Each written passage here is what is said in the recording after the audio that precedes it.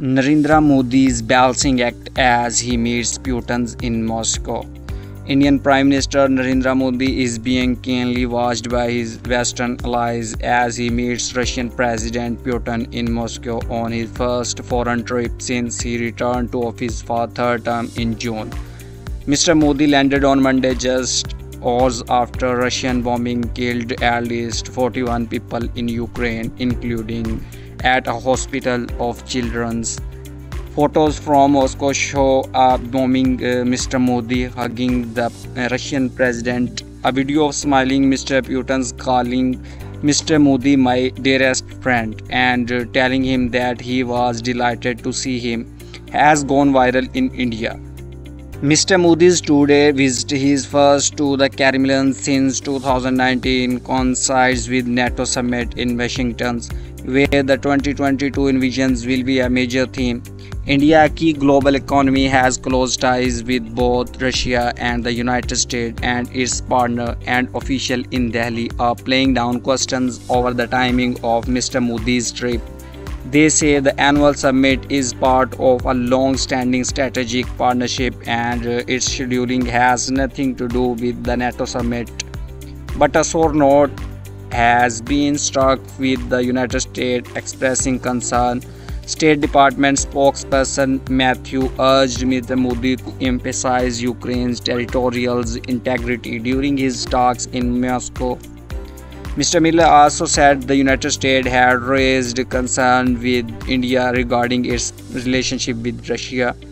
We would urge India, as we do any country when it engages with Russia, to make clear that any resolution to the conflict in Ukraine need to be one that respects the UN Charter, that respects Ukraine's territorial integrity, Ukraine's sovereignty, he said at a press briefing on Monday. Ukraine's president went further and did not mince his words. It is a huge disappointment and devastating blow to peace effort to see the leaders of the world's largest democracy hug the world's most bloody criminal in Moscow on such a day, he posted on X, formerly Twitter, late on Monday. Mr. Modi told President Putin that India was ready to offer any assistance in establishing peace in Ukraine. Russia's state TV quoted him saying that war was not a solution. He also said the death of children was painful and terrifying. A day after the deadly attack on the Kyiv children's hospitals, whether it is war, conflict, or terrorist attack, any person who believes in humanity is pained when there is loss of lives, Mr. Modi said. But even in that, when innocent children are killed, the heart bleeds, and that pain is very terrifying. The NATO summit in Washington, which began on Thursday, is being held to mark the 75th anniversary of the Western defense grouping, which was mainly formed as a bulwark against the Soviet Union after World War II.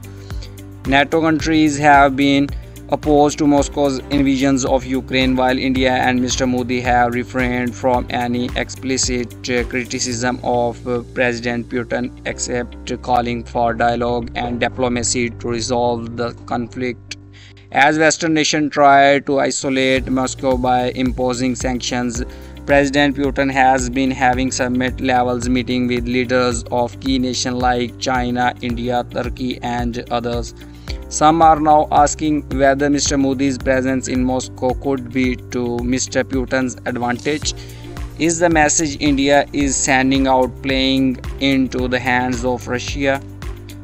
The bilateral visit this time is just a scheduling priority that we have undertaken, and that is what it is.